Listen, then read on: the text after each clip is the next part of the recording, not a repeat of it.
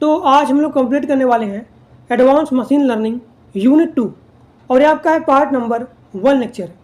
तो advance machine learning unit 2 दो part में कंप्लीट हो जाएगा।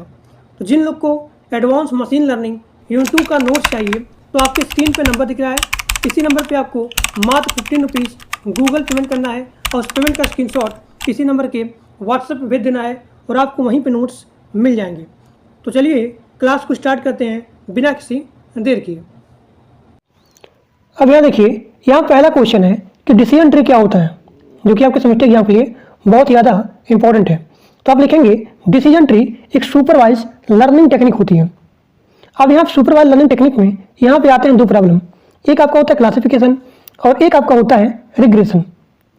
अब क्लासिफिकेशन में यहाँ पे जो वैल्यू आती है या तो यस में होगी या फिर नो में होगा, लेकिन रिग्रेशन में यहाँ पे रियल टाइम वैल्यू आता है। अब यहाँ देखिए, तो डिसीजन ट्री, क्लासिफिकेशन और यहाँ पे रिग्रेशन इन दोनों की प्रॉब्लम को सॉल्व करता है, ठीक, लेकिन ज़्यादातर क्लासिफिकेशन की प्रॉब्लम को सॉल्व करता है। अब यहाँ देखिए, ये आपका है डिसीजन ट्री का डायग्राम। तो ये आपका होता है रूट नोड, ठीक, और इसे बोला जाता है इंटरनल नोड, और जहाँ बॉटम में होता है इसे कहते हैं लीफ नोड, लीफ नोड। तो इंटरनल नोड यह जो है डेटा सेट को रिप्रेजेंट करता है, और ये आपका होता है ब्रांच, इसे ब्रांच कहते हैं। तो ब्रांच जो है, जब यहाँ होता है ब्रांच होता है, डिसीजन रूल को रिप्रेजेंट करता है, और लीफ नोड यह जो है आउटकम या फिर आउटपुट को रिप्रेजेंट करता है। तो वही चीज़ यहाँ लिखा गया है कि इंटरनल नोड यहाँ पे डेटा सेट को रिप्रेजेंट करता है, और जो भी होता है ब्रांच, ब्रांच जो है डिसीजन रूल्स को रिप्रेजेंट करता है, और जो भी बॉटम में होते हैं उसे बोला जाता है लीफ नोड। तो लीफ नोड यहाँ पे आउटकम को रिप्रेजेंट करते हैं। अब यहाँ देखिए, अगला पॉइंट आप लिखेंगे कि डिसीजन ट्री में यहाँ होते हैं दो नोड, एक आपका होता है डिसीजन नोड और एक आपका होता है लीफ नोड। देखिए देखिए, डिसीजन ट्री में दो नोड होते हैं, एक होता है डिसीजन नोड और एक होता है लीफ नोड। तो डिसीजन नोड के मल्टीपल ब्रांच होते हैं, जबकि लीफ नोड के मल्टीपल ब्रांच नहीं होते हैं। आप लोग यहाँ पे डायग्राम में देख भी सकते हो कि डिसीजन नोड के यहाँ पे मल्टीपल ब्रांच हैं, जबकि लीफ नोड के मल्टीपल ब्रांच नहीं है, ठीक। तो सारा पॉइंट अपने एग्जाम में आप लिखेंगे। देखिए वही चीज़ आप लिखा गया है कि डिसीजन नोड के मल्टीपल ब्रांच होते हैं, लीफ नोड के मल्टीपल ब्रांच नहीं होते हैं। अब यहाँ देखिए, जो भी यहाँ पे डेटा सेट दिया गया था उसके पूरे प्रॉब्लम को यह जो है एक ग्राफिकल में रिप्रेजेंट करता है डिसीजन ट्री। यानी कि जो भी यहाँ पे कंडीशन दी गई होती है उस कंडीशन के बेस पे उनकी प्रॉब्लम को, उनके डिसीजन को एक ग्राफिकल के फॉर्म में रिप्रेजेंट करता है, ठीक। देखिए, इसको डिसीजन ट्री क्यों कहा जाता है, क्योंकि इसका जो रिप्रेजेंटेशन होता है, इसका जो ग्राफिकल रिप्रेजेंटेशन होता है एक ट्री के फॉर्म में होता है, यानी कि एक ट्री जैसा इसका स्ट्रक्चर होता है। क्योंकि जो भी इसके नोड होते हैं एक ट्री के, उसके कई सारे होते हैं ब्रांच होते हैं। तो यहाँ पे रूट नोड से स्टार्ट होता है और इसके यहाँ होते हैं कई सारे ब्रांच। तो आप लोग यहाँ देख सकते हैं इसका जो स्ट्रक्चर है कैसा है, एक ट्री की तरह है, इसीलिए इसको डिसीजन ट्री कहा जाता है। अब यहाँ देखिए, डिसीजन ट्री बनाने के लिए यहाँ होते हैं कई सारे एल्गोरिथम जिनका यूज किया जाता है डिसीजन ट्री को बनाने के लिए। तो जैसे कि यहाँ दिया गया है कार्ट एल्गोरिथम, इसका फुल फॉर्म होता है classification and regression tree algorithm. तो आप लोग यहाँ पे देख सकते हैं कि डिसीजन ट्री को बनाने के लिए कई सारे होते हैं एल्गोरिथम, जैसे कि आपको हो गया कार्ट हो गया, अभी आप आगे पढ़ेंगे RD3 हो गया, और यहाँ पे C4.5 हो गया। इस सारे एल्गोरिथम का यूज किया जाता है डिसीजन ट्री को बनाने के लिए या फिर क्रिएट करने के लिए। तो वही चीज़ यहाँ पे दिया गया है। तो कार्ट एल्गोरिथम को बोला जाता है classification and regression tree algorithm. और यहाँ देखिए थोड़ा सा नोट करके, जो भी आप होता है डिसीजन ट्री, इसमें शामिल होता है कैटेगरियल डेटा, यानी कोई चीज़ क्लासिफिकेशन और यहाँ पे रिग्रेशन डेटा। तो ये आपका हो गया डायग्राम। इस सारा डायग्राम अपने एग्जाम में सभी लोग बनाएंगे, ठीक। अब आगे देखिए, अब यहाँ देखिए डिसीजन ट्री का यूज क्यों किया जाता है। तो आप लिखेंगे कि मशीन लर्निंग में कई सारे होते हैं एल्गोरिथम, तो उन सभी एल्गोरिथम में सबसे बेस्ट एल्गोरिथम को चूज करने के लिए डिसीजन ट्री का यूज किया जाता है। और जो भी यहाँ प्रॉब्लम होती है उन सभी प्रॉब्लम को आसानी से याद भी किया जा सकता है क्योंकि एक ट्री के फॉर्म में होता है। तो यहाँ पे 2 रीजन दिए गए हैं। देखिए पहला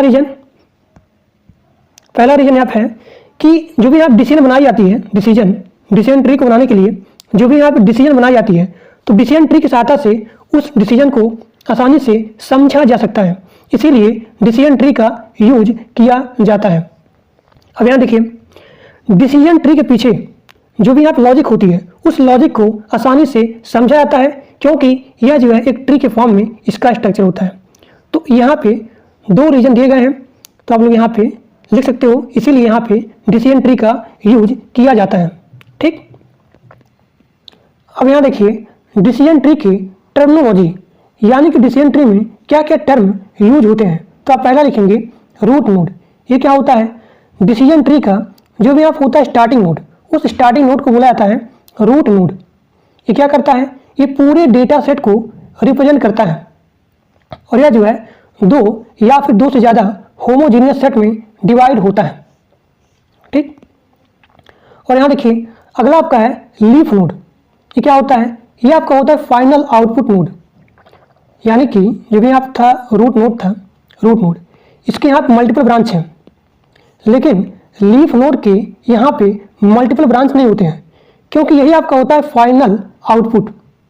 ठीक, अभी आपने ऊपर देखा कि लीफ नोड के मल्टीपल ब्रांच नहीं होते हैं। और यहाँ देखिए स्प्लिटिंग क्या होता है, स्प्लिटिंग यह जो है डिसीजन नोड को या फिर रूट नोड को सब नोड में डिवाइड करता है अकॉर्डिंग टू कंडीशन। अगर आपका है ब्रांच या फिर सब ट्री, तो ब्रांच जो है इस स्प्लिट के द्वारा बनता है, यानी कि यहाँ देखिए ये आपका है ब्रांच, तो स्प्लिटिंग के द्वारा ब्रांच का फॉर्मेशन होता है। अगला आपका है प्रूनिंग। ये क्या होता है, प्रूनिंग जो है जो भी ट्री होती है उस ट्री का जो भी यहाँ होता है अनवांटेड ब्रांच, उस अनवांटेड ब्रांच को रिमूव करता है ताकि ट्री बहुत ही शार्ट बने और उसमें अनवांटेड ब्रांच ना रहे। तो ये आपका हो गया प्रूनिंग। अगला आपका है पेरेंट नोड या फिर चाइल्ड नोड। तो पेरेंट नोड उसे कहते हैं जो भी रूट नोड होता है वो आपका होता है पेरेंट नोड, और पेरेंट नोड के यानी कि रूट नोड के जो भी आप होते हैं सब नोड उसे बोला जाता है चाइल्ड नोड। तो ये सारे यहाँ पे टर्मिनोलॉजी डिसीजन ट्री में यूज होते हैं। अब आगे देखिए, अब यहाँ देखिए ओवरफिटिंग और यहाँ पे अंडर फिटिंग क्या होता है डिसीजन ट्री लर्निंग में। तो यहाँ पे ओवरफिटिंग मतलब क्या होता है, ओवरफिटिंग मतलब होता है ज़्यादा डेटा देना, यानी कि किसी मशीन लर्निंग मॉडल को या फिर ट्रेनिंग मॉडल को ट्रेन करने के लिए डेटा को प्रोवाइड करना। तो अगर हम लोग यहाँ पे ट्रेनिंग डेटा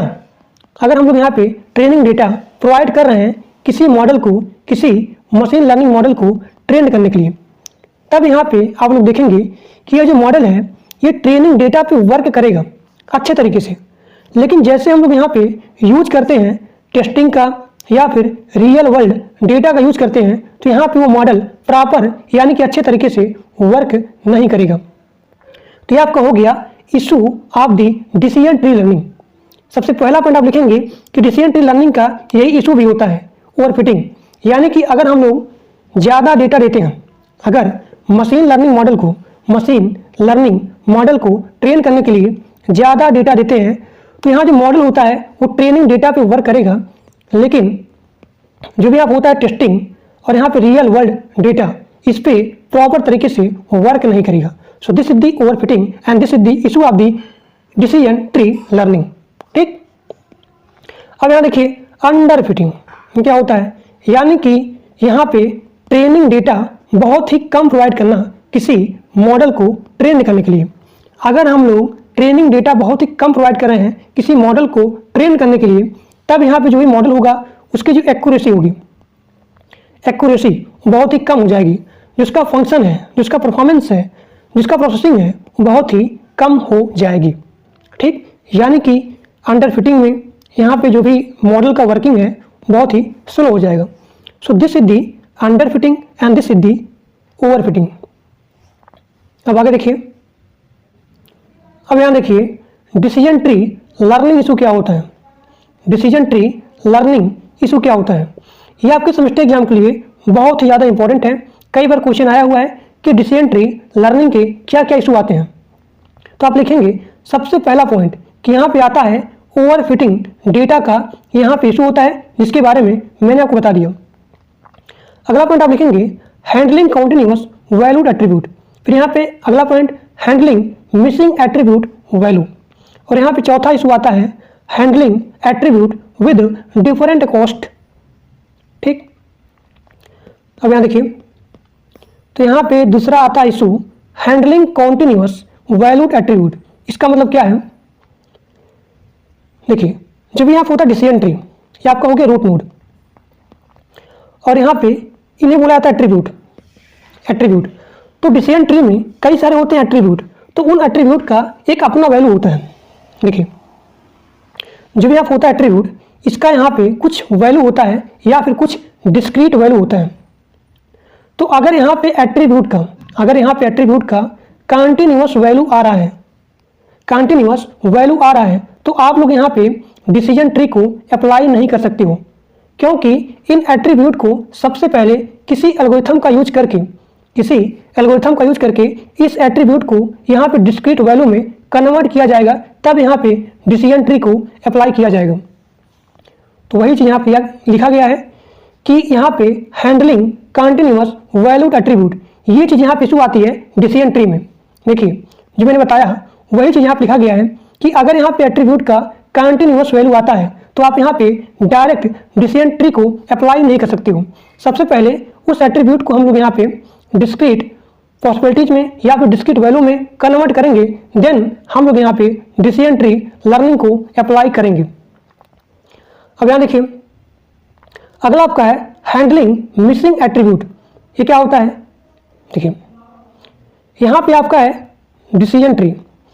तो मान लीजिए कहीं पे किसी एट्रीब्यूट का जो भी यहाँ वैल्यू है अगर यहाँ पे मिस होती है, तो आप लोग यहाँ पे डिसीजन ट्री को अप्लाई करेंगे। तो ये आपका हो गया हैंडलिंग मिसिंग एट्रीब्यूट वैल्यू। ठीक, यानी कि उस वैल्यू को यहाँ पे फिल करने के लिए, प्रॉपर तरीके से फिल करने के लिए डिसीजन ट्री को अप्लाई किया जाएगा। अब यहाँ देखिए यहाँ पे चौथा इशू आता है handling attribute with different cost. ये क्या होता है, देखिए डिसीजन ट्री में जितने सारे आप होते हैं एट्रीब्यूट, उन सभी एट्रीब्यूट का इक्वल इंपॉर्टेंस होता है। इक्वल इंपॉर्टेंस होता है। देखिए डिसीजन ट्री में जितने सारे एट्रीब्यूट होते हैं उन सभी एट्रीब्यूट का इक्वल इंपॉर्टेंस होता है। लेकिन मान लीजिए कि अगर यहाँ पे किसी एट्रीब्यूट का ज़्यादा यहाँ पे वेटेज आ गया या फिर ज़्यादा यहाँ पे इंपॉर्टेंस आ गया, तो यहाँ पे आप डिसीजन ट्री को अप्लाई नहीं कर सकते हो। अगर किसी एट्रीब्यूट का ज़्यादा यहाँ पे वेटेज आ गया या फिर ज़्यादा इंपॉर्टेंस आ गया, तो आप इस केस में डिसीजन ट्री को अप्लाई नहीं कर सकते हो। तो इस प्रॉब्लम को हैंडल करने के लिए, इस पर्टिकुलर को जो भी यहाँ इशू आती है, इसको हैंडल करने के लिए कुछ यहाँ पे शॉर्ट कैलकुलेशन का यूज किया जाता है। So these are the issue which comes in the decision learning algorithm, decision tree learning algorithm. ठीक, अब आगे देखिए अगला क्वेश्चन। अब यहाँ देखिए अगला क्वेश्चन आपका है कि आर्टिफिशियल न्यूरल नेटवर्क क्या होता है, यानी कि ANN क्या होता है। ये क्वेश्चन आपके सेमेस्टर एग्जाम के लिए बहुत ही ज़्यादा इंपॉर्टेंट है। तो आप लिखेंगे कि ANN BNN से बना होता है, यानी कि बायोलॉजिकल न्यूरल नेटवर्क से बना होता है या फिर ड्राइव होता है। देखिए ड्राइव होता है, यानी कि जिस प्रकार से एक ह्यूमन के ब्रेन में कई सारे न्यूरॉन होते हैं और सभी न्यूरॉन एक दूसरे के साथ इंटरकनेक्ट होते हैं, तो उसी प्रकार से ANN में भी कई सारे न्यूरॉन होते हैं और वो भी एक दूसरे के साथ इंटरकनेक्ट होते हैं। लेकिन ANN में जो भी आप न्यूरॉन होता है, उस न्यूरॉन को नोड्स बोला जाता है, नोड्स बोला जाता है। अब यहाँ देखिए ये आपका फिगर है BNN का, यानी कि बायोलॉजिकल न्यूरल नेटवर्क का। सबसे पहले आप देखिए कि ANN में और BNN में डिफरेंस क्या होता है। देखिए ये आपका है BNN और ये आपका है ANN, इन दोनों में रिलेशनशिप क्या होती है। तो आप लिखेंगे जो यहाँ होता है BNN, बी एनियन में डेंड्राइट्स को ए एनियन में इनपुट बोला जाता है। बी एनियन में जो होता है सेल न्यूक्लियस, इसको ए एनियन में नोड्स बोला जाता है।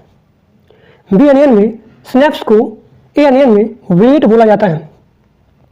बी एनियन में एक्सॉन को ए एनियन में आउटपुट बोला जाता है। अब यहाँ आप लोग फिगर देखिए, ये आपका फिगर है बी एनियन का, यानी कि बायोलॉजिकल न्यूरल नेटवर्क। अब यहाँ देखिए, यहाँ पे मैंने दिया इनपुट, तो बी एनियन में जो भी यहाँ पे इनपुट होगी उसको बोला जाएगा डेंड्राइट्स, ठीक। और यहाँ पे आउटपुट आ गया एक्सॉन, ठीक। एक्सॉन क्या है? एक्सॉन को ए एनियन में आउटपुट बोला जाता है। अब यहाँ देखिए, बी एनियन में ये आपको क्या है? सेल न्यूक्लियस है, इसको ए एनियन में नोड्स बोला जाता है, ठीक। अब यहाँ देखिए, बी एनियन में स्नैप्स को, जो भी यहाँ स्नैप्स हैं, यानी कि ए एनियन में जितने सारे आप नोड हैं उन सभी नोड का अपना क्या होता है? वेट होता है। ए एनियन में जितने सारे नोड होते हैं उन सभी नोड का अपना एक अलग अलग वेट होता है। तो उसी प्रकार से यहाँ पे बी एनियन में ये क्या है? सेल न्यूक्लियस है, तो इनका भी क्या होता है? अपना एक स्नैप्स होता है, यानी कि वेट होता है। देखिए, स्नैप्स का मतलब क्या होगा? वेट। और यहाँ पे सेल न्यूक्लियस का मतलब क्या है? नोड्स है। अब यहाँ देखिए डायग्राम ए एनियन का, ये आपका हो गया इनपुट, ठीक। तो ए एनियन में इसको इनपुट बोला जाएगा, और बी एनियन में इस इनपुट को डेंड्राइट्स बोला जाएगा। तो यहाँ जितने सारे होते हैं नोड्स, x1, x2, x3, ये क्या है? नोड्स है। तो इन सभी नोड्स का अपना एक अलग अलग क्या होता है? वेट होता है। देखिए, ये क्या है? वेट है। तो हमने यहाँ पे इनपुट दिया, और यहाँ पे इनपुट प्रोसेस हुआ, और यहाँ पे आउटपुट आ गया। तो बी एनियन में इस आउटपुट को एक्सॉन बोला जाता है। So this is the A anion and this is the B anion. इनके बीच में डिफरेंस क्या होता है, इनके बीच में रिलेशनशिप क्या होता है, इन सभी के बारे में मैंने आपको बता दिया। अब यहाँ देखिए, ए एनियन में होते हैं 3 लेयर, यानी कि आर्टिफिशियल न्यूरल नेटवर्क में 3 लेयर होते हैं। पहला आपका होता है इनपुट लेयर, जो आपका पीला पीला दिख रहा है, ये चीज़, ये क्या है? Input layer. और ये आपका है पहला लेयर। और यहाँ पे दूसरा लेयर होता है हिडन लेयर, और यहाँ पे तीसरा लेयर होता है, जिसे बोलते हैं आउटपुट लेयर। तो इनपुट लेयर में यहाँ से इनपुट जाएगी किसके पास? हिडन लेयर के पास। यहाँ पे कैलकुलेट होगी या फिर प्रोसेस होगी, और यहाँ प्रोसेस होने के बाद यहाँ पे आउटपुट लेयर में आउटपुट यहाँ पे प्रोडिक्ट हो जाएगी। अब यहाँ देखिए, ये आपका पहला लेयर है इनपुट लेयर। तो आप लिखेंगे ए एनियन का सबसे पहला लेयर, उसे बोला जाता है इनपुट लेयर। तो इनपुट लेयर में प्रोग्रामर के द्वारा यहाँ पे इनपुट प्रोवाइड किया जाता है इनपुट लेयर पे। अब जैसे कि आपको हो गया इनपुट, टेक्स्ट हो गया, फाइल्स हो गया, ऑडियो हो गया, इमेज पिक्सल हो गया, तो सारा यहाँ पे इनपुट प्रोग्रामर के द्वारा इनपुट लेयर पे प्रोवाइड किया जाएगा, ठीक। अब यहाँ देखिए, दूसरा आपका लेयर है हिडन लेयर। तो आप लिखेंगे कि यह जो है इनपुट लेयर और यहाँ पे आउटपुट लेयर, इन दोनों के बीच का जो लेयर होता है उसे बोला जाता है हिडन लेयर। जो यहाँ पे इनपुट आई है, यानी कि इस इनपुट लेयर से जो भी यहाँ पे इनपुट आई है वो जाएगी हिडन लेयर पे। अब यहाँ पे यही इनपुट यहाँ क्या होगी?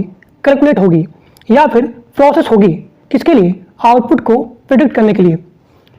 तो आप लिखेंगे कि हिडन लेयर, यहाँ जो भी इनपुट आई है उस इनपुट का यहाँ पे कैलकुलेशन होगा या फिर प्रोसेस होगा।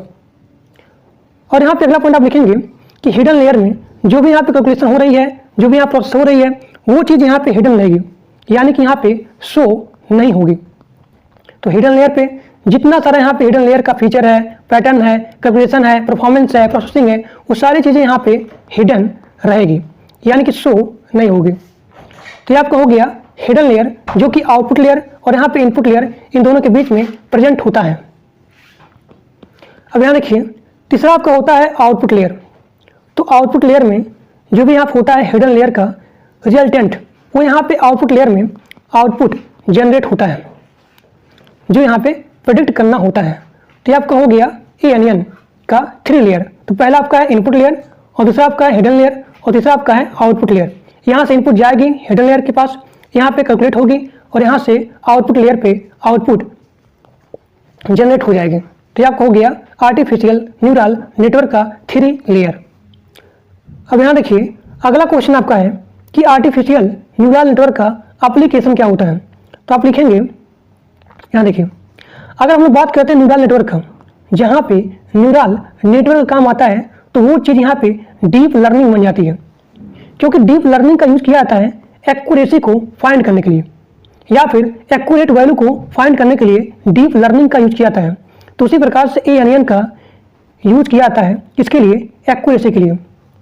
तो वही चीज़ यहाँ दिया गया है कि ANN का एप्लीकेशन क्या है, तो आप लिखेंगे ANN का यूज किया जाता है हैंड रिटन कैरेक्टर को रिकॉग्नाइज करने के लिए, जैसे कि आपको हो गया लेटर के फॉर्म में और यहाँ पे डिजिट के फॉर्म में। तो यहाँ पे क्या होता है कि न्यूरल नेटवर्क को यहाँ पे ट्रेंड किया जाता है ताकि यहाँ पे हैंड रिटन कैरेक्टर को आसानी से रिकॉग्नाइज किया जा सके, जैसे कि यहाँ पे वो लेटर के फॉर्म हो सकता है, वो यहाँ पे डिजिट के फॉर्म हो सकता है, तो इनको यहाँ पे रिकॉग्नाइज किया जाता है। ठीक, अगला आपका एप्लीकेशन है फेशियल रिकॉग्नाइज। तो ANN की सहायता से आप यहाँ पे एक पर्सन को आइडेंटिफाई कर सकते हो, उसके फेस को रिकॉग्नाइज किया जा सकता है। तो इसका यूज किया जाता है मेजरली सिक्योरिटी के लिए, किसके लिए, यूजर के सिक्योरिटी के लिए, यानी कि जिस यूजर को एक्सेस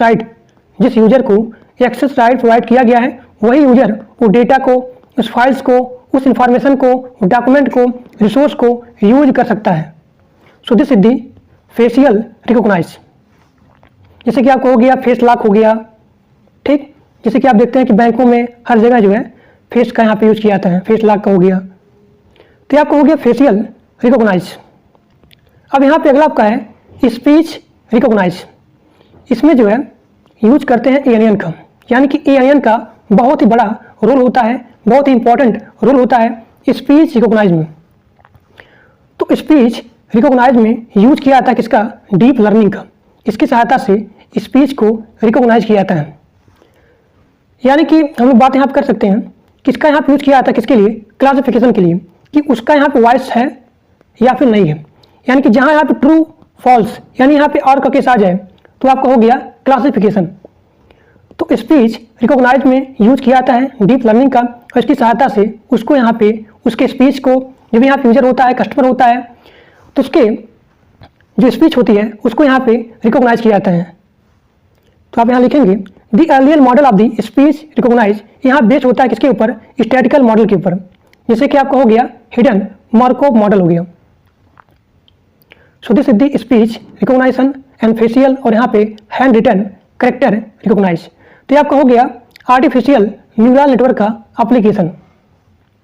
अब आगे देखिए, अब यहाँ पे अगला क्वेश्चन है कि ग्रेडियंट डिसेंट क्या होता है। ये क्वेश्चन आपके सेमेस्टर एग्जाम के लिए बहुत ही ज़्यादा इंपॉर्टेंट है। तो आप लिखेंगे ग्रेडियंट डिसेंट, इसका यूज किया जाता है मशीन लर्निंग के मॉडल को और यहाँ पे न्यूरल नेटवर्क को, इन दोनों को ट्रेन करने के लिए ग्रेडियंट डिसेंट का यूज किया जाता है।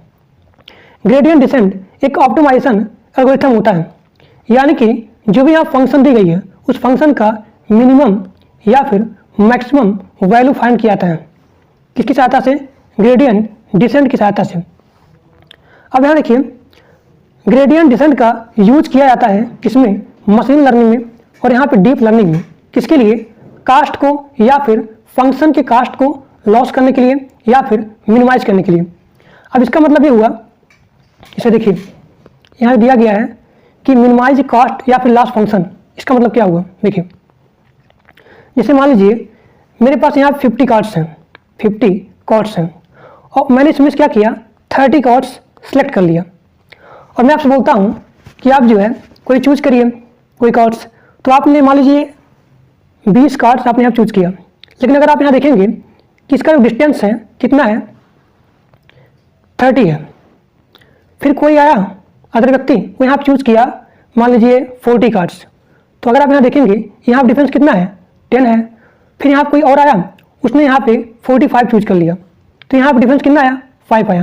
तो अगर आप यहाँ देखेंगे डिफरेंस, कि डिफरेंस यहाँ क्या हो रहा है, कम हो रहा है, यानी कि 50 कार्ड्स यहाँ पे मैंने दिया और कोई यहाँ चूज किया 30 कार्ड्स या फिर मान लीजिए 40 कार्ड्स या फिर मान लीजिए 45 कार्ड्स, तो इसका डिफरेंस देखिए 20 है और यहाँ पे 10 है और यहाँ देखिए 5 है। तो यहाँ देखिए यहाँ पे मिनिमाइज हो रहा है, यानी कि ग्रेडियंट डिसेंट की सहायता से, ग्रेडियंट डिसेंट की सहायता से फंक्शन के कास्ट को लॉस या फिर उसके कास्ट को मिनिमाइज किया जा सकता है, और इसीलिए ग्रेडियंट डिसेंट का यूज किया जाता है मशीन लर्निंग में और यहाँ पे डीप लर्निंग में।